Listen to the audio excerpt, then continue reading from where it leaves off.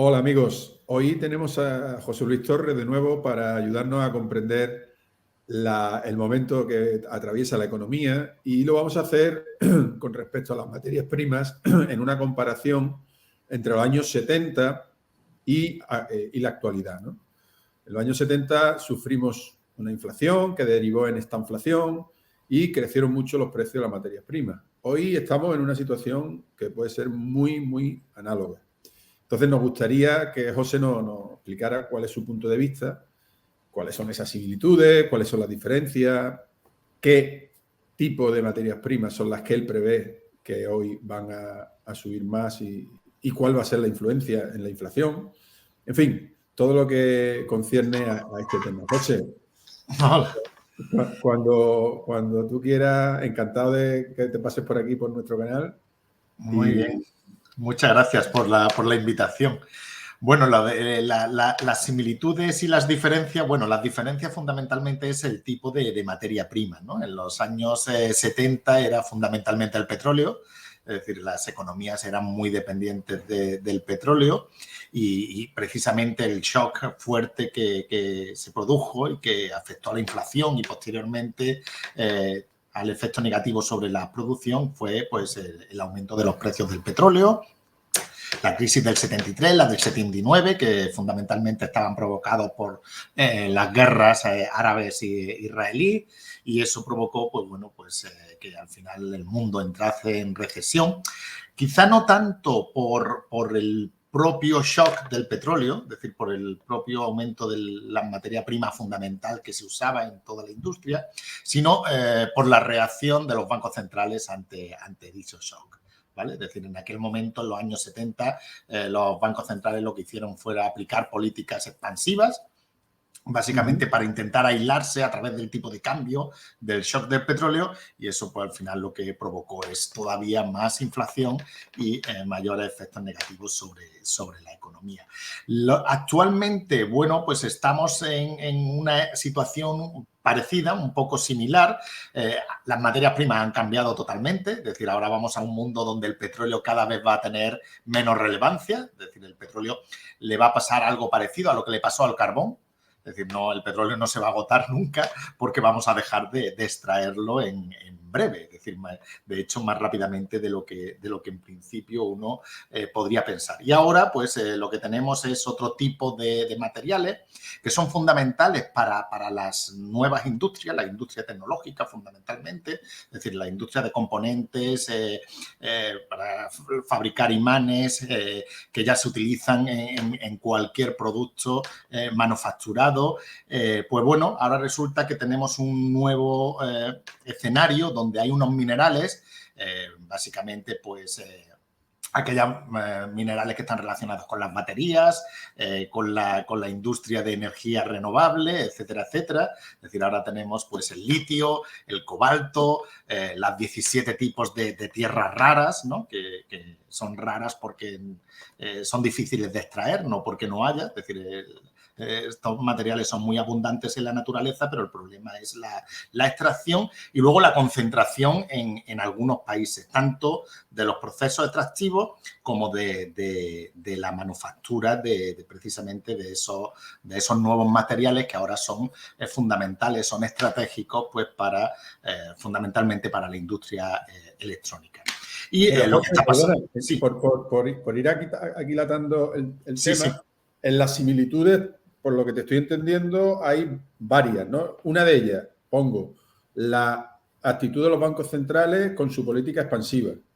Coincide tanto en los años 70 como ahora. Bueno, ahí hay un poco, hay alguna diferencia porque básicamente ahora lo que están haciendo los bancos centrales es aumentar los tipos de interés para intentar contener la inflación. Es decir, están aplicando políticas monetarias restrictivas. Bueno, pero digo ahora mismo, ¿no? Pero digo lo que hemos tenido hasta ahora, ¿no? Sí, lo que hemos tenido hasta ahora es una política expansiva totalmente, claro, que ha alimentado muchísimo este proceso inflacionista que estamos Claro. Ahora. Y ahora lo que estamos es en la época de restricciones monetarias, pero sin llegar a tipos reales positivos. Es decir, todavía estamos, y ya ocurrió en los años 70 y hubo un gran rebote, ¿no? de la inflación. podríamos seguir haciendo la misma similitud, la misma analogía con los años 70 en las políticas, ¿no? Y después otra analogía que yo veo que tú comentas es que son materias primas estratégicas, porque el petróleo era estratégico y estaba concentrado en determinados países. Ahora tú me hablas de que hay otras materias primas también muy importantes, también estratégicas y concentradas también en un determinado número de países, con lo cual también se parece mucho a esa... Efectivamente, sí, hay una concentración tanto de reservas como de métodos de extracción. Es decir, aquí ahora mismo nos encontramos con que el principal proveedor de tierras raras, ¿no? de estos minerales que son fundamentales para la electrónica es China. Es decir, Estados Unidos ahora mismo está produciendo muy poco, de hecho no llega al 1% de lo que consume de estos nuevos materiales, casi todo lo importa de China, y en el nuevo contexto estratégico internacional pues lo que van a intentar es buscar otras fuentes alternativas a China como proveedor fundamental. Con lo cual esto lo que está provocando es que los precios de estas materias están subiendo muchísimo.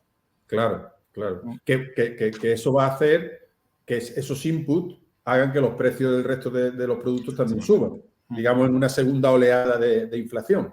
Claro, son productos fundamentales para toda la industria electrónica, para la industria automovilística, incluso para la fabricación de generadores eólicos, etcétera, etcétera, con lo cual, pues, evidentemente las presiones inflacionistas pues también vienen de por ahí. No quería dejar de preguntarte por el petróleo, ¿no? Porque el petróleo, como tú bien has dicho, no se va a agotar, porque va a llegar un momento que no merezca la pena. Pero lo que estamos sufriendo ahora mismo es que todavía la demanda no está cayendo del todo. Digamos, no estamos apresurando a cortar la oferta, a ponerle restricciones a la oferta, a no permitir que haya nuevas inversiones, etcétera, etcétera, cuando todavía la demanda sigue fuerte de petróleo, que se prevé que va a ir disminuyendo, pero que todavía sigue fuerte, ¿no? Entonces, estamos intentando hacer una transición, digamos, de vía rápida, donde la oferta de petróleo va a faltar. ¿No te parece que eso lo que va a hacer es mantener altos los precios del petróleo? Sí. Por encima de lo que deberían estar, precisamente por esa política. Efectivamente. Es decir, ya no solo son las políticas, ¿no?, institucionales que intentan limitar pues el uso del petróleo y las inversiones en la industria. Es que la propia industria pues ya no es rentable, es decir, es una industria que las inversiones son muy grandes, son a largo plazo y la propia industria ya no le es rentable continuar con las inversiones sabiendo que es una materia prima que va a dejar de usarse en breve. Con lo cual, eso lo que va a provocar es que a partir de ahora el petróleo barato no va a existir más, el petróleo va a ser caro. Esperemos que la demanda de petróleo vaya cayendo de manera muy rápida. De hecho, parece que incluso las tecnologías de la fusión nuclear para producir electricidad parece que van más rápido de lo que en principio parecía. Es decir, no a nivel de investigación, sino a nivel comercial. Es decir, parece que ya a nivel comercial ya se están haciendo los primeros proyectos, con lo cual eso pues lo que va a hacer es que la transición también va a ser relativamente rápida. Con lo cual, en principio, el precio del petróleo pues se subirá porque se limitará muchísimo la oferta.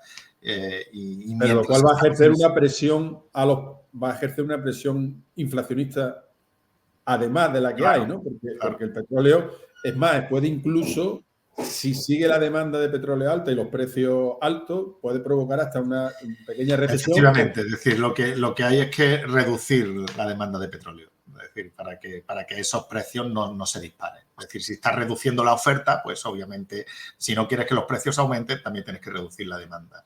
Sí, lo que pasa es que se me antoja complicado reducir la demanda de oferta cuando también se reduce la nuclear, cuando también se reduce todas las alternativas y esperando... La nuclear la nuclear tradicional, dices tú, ¿no? La de fisión. Sí, claro. En algunos países sí, pero en otros no. Hay otros países que están apostando claramente por...